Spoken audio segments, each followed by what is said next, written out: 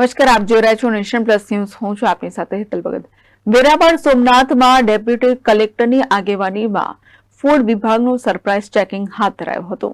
Gir સોમનાથના વેરાવળમાં deputy કલેક્ટરની આગેવાનીમાં food વિભાગનું surprise checking હાથ ધરાયું હતું, જેમાં રેસ્ટોરન્ટ, ફરસાણ, મીઠાઈની દુકાનો પર ચેકિંગ હાથ ધરવામાં આવ્યું હતું.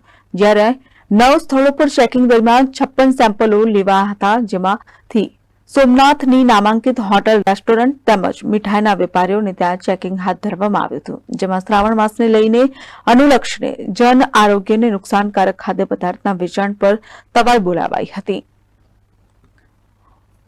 Mahesh Doda, nation plus news, Gir Somnath.